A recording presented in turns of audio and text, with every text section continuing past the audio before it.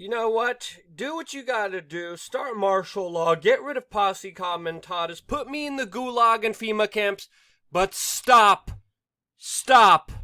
with these dancing TikTok videos. Welcome back. This is Luke Rudowski of WeAreChange.org. And in this video, we are going to be talking about the dangerous turning points that we have reached now. Not just in obnoxious, cringy TikTok videos, but now where you can get arrested. Not even for disagreeing with the mob, but someone in the mob just doesn't like you, and now the police will come and arrest you. Yes, that's the situation right now that just happened moments ago to Dan of PressForTruth.ca in Vancouver, Canada, which of course we're going to be talking about extensively in this video. And before we get into that, plus all the other important latest news developing right now, I wanted to remind everyone we are only here because of your support, your contribution to free-thinking independent media. There's many ways you could support with physical mail, cryptocurrencies, sponsorship, products, even ways without spending a dime. All of them are listed on wearechange.org/donate, which is down below.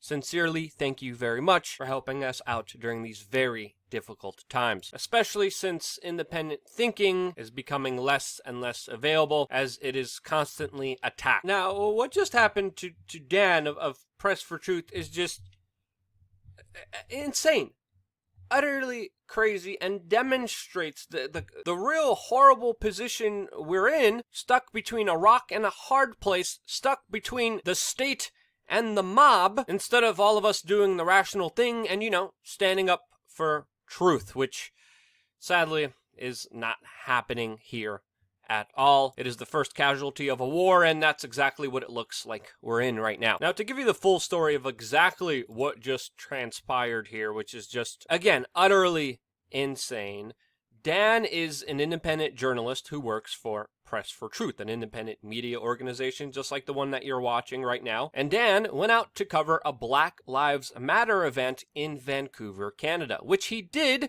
for almost 3 hours successfully without any problems. He walked around the event, he filmed some of the speakers, he talked to some of the individuals there. There was no issues, there was no problems for over 3 hours. Again, you could watch this video yourself. We'll link it down in the description below. And then he starts to get accosted by weird-looking yuppie individuals like this, and then progressively getting treated more aggressively, getting signs in his cameras, getting shoved, having music blasted in his ear, pushed around from, of course, what started with one person to two people to what eventually ended up being a mob, calling him a, quote, racist and white supremacist. Now, for full transparency, of course, I know Dan. I worked in the field with Dan, covering previous protests and covering other events like Bilderberg before. And knowing him for years now, seeing him in the field, I had many political disagreements with him, and that's okay. But one thing that he is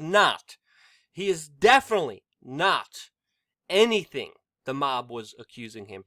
Definitely not a white supremacist or racist. I have never seen any indignant or bigoted behavior from Dan, not even the morsel of hints suggesting this. So for the mob to start screaming at Dan that this thing is truly absurd. This is also, of course, shocking to Dan, who starts to try to rationalize with the mob. And he says, what's one thing that I did? What's one thing that I said that you think is an example of any of the things that you are accusing me of? And of course, no one has the answers. The police arrive there, and instead of going after the people harassing someone, intimidating someone, shoving someone, assaulting someone, they just tell Dan to leave the area. He, of course, refuses to leave the area multiple times from officers when they asked him to leave, saying, of course, that this was a principled issue for him. With the cops arriving, this, of course, also brings more protesters. The crowd gets bigger and angrier for some reason, and that's when the cops physically grab Dan and escort him out of the area, proceeding down the street, where, of course, the mob of protesters grows. Then the police try to figure out a plan to get Dan out of there safely, since, of course, the crowd is only getting more enraged, accusing him, again, of this insanity. Again, also, one of the most craziest things here is just to see the mob in action in total anger, in total foaming at the mouth fervor against someone based off totally made up characterizations of him that are not true.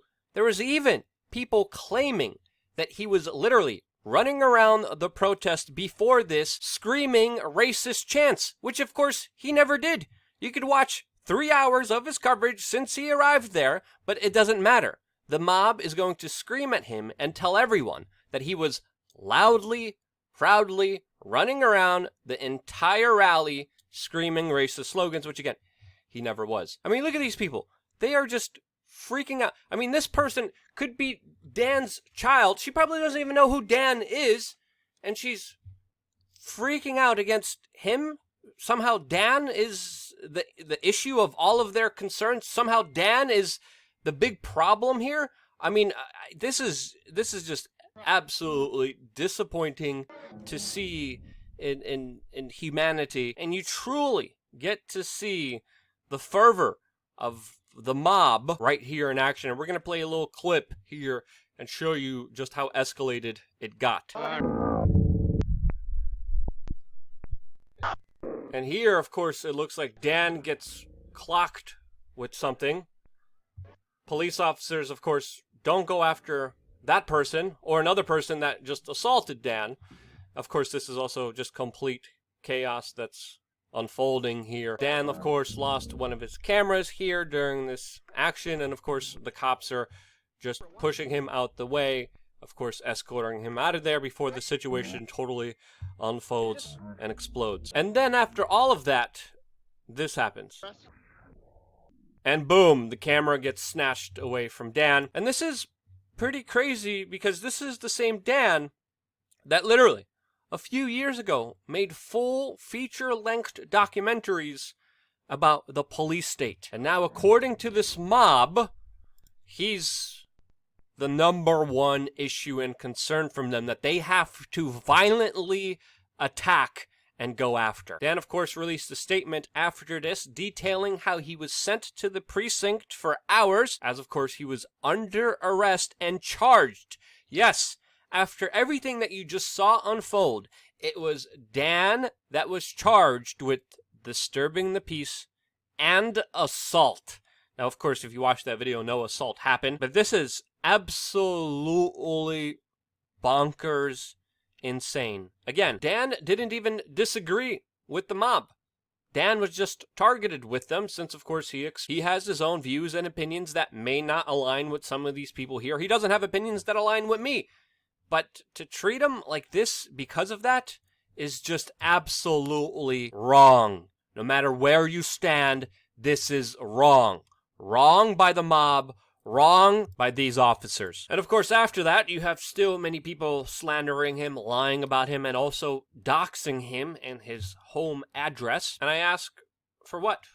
What was his... What am I missing here? I mean, why at this moment is Dan the #1 priority of this movement? And again, when you make Dan your problem, when you racially charge this problem, when you politicize it, just like we see every 4 years this issue come up and be weaponized, this of course creates division, which stops you from actually getting anything done, getting any accountability, because in my opinion, the state wants this to be a white versus black issue rather than a citizenry versus the government issue. And again, look at what the government did. They spread fear. They locked us down for months. They took away our ability to earn money. They arrested and censored anyone who opposed them, and now they see a political movement that will benefit them, so they promote it. And now it seems, as Michael Tracy pointed out, that almost every elected official in the United States is bending over backwards, praising, accommodating, encouraging, deploying public resources for your cause. And I'm sorry, this is not an anti-establishment. This is not challenging the status quo, but this is the exact opposite. The state carries out atrocious actions that it deserves to be called out for, that it deserves to be held accountable for, but it never will when you make white people or Dan your problem. In the UK, massive protests, massive riots, as of course you can't even still have a funeral. In New York City, many businesses still closed. Protest? Yeah, sure. The media, the tech giants, the government will get fully behind that over this issue. But of course, For example, here in the United Kingdom, as pointed out by Partisan Girl, when their government literally bombed a sovereign country, overthrew a leader of a nation, and replaced them with a militia that brought back human slavery in Africa, there wasn't a mention of this. There wasn't anyone fighting against the true human atrocities of humans being used as slaves in Africa, the slave trade being brought back by the United Kingdom, by Barack Obama and his government and Hillary Clinton. Well, that, of course, no, that's not something that we're going to protest over. Jeffrey Epstein, a government insider, connected abuser of thousands of innocent children. He, of course, never held accountable, let go. Are there any big, legitimate, huge movements and protests against something so important that proves the government is so evil? No. And that's really the moment. That's really where the light bulb should be lit up in your head and say, wait, something is up here. Again, I'm not delegitimizing any of the protests. There are some legitimate concerns. There are some legitimate issues, like the Buffalo police officers that are resigning because they essentially can't get away with severely hurting an elderly person. That's an issue that deserves to be rectified, to be dealt with, to have some real accountability for. But when you have a movement that is so jumbled, that is so generalized, that has so much mob violence and rule, wherever you may not stand, wherever the mob at that moment, at that time stands, well, you're going to have some pain and suffering inflicted on you. The mob will tell you to say something, to say nothing, to take a stand, and to sit down, that you're saying too much, that you're not saying enough, to use your privilege, to not use your privilege. They will tell you that silence is violence, and also at the same time that words are violence. And I'm sorry, but if you accidentally falter on any of these demands at any time that they seem worthy, well, they are going to hurt you. Tech companies will suspend you, your jobs will fire you, you will be attacked, and at the end of the day, in some instances, the police will even show up and arrest you. And that is not a society that I want to live in. It is not a just society, and in fighting a problem, we need to make sure that we don't create a bigger one while doing that. And the fact that we can't even have a civil, intellectual, normal conversation is something that should worry everyone and needs to be pushed back against. If you agree, share this video with your friends and family members. Truly, we're in a difficult position. We're in between a rock and a hard place, the state and the mob. It's a place that, of course, more than ever, we need sound, rational, intellectual conversations in order to push back against these two hyperbolic, dangerous positions that need to be rectified as peacefully as possible. That's my take on it. If you think I missed anything, let me know down in the comment section below.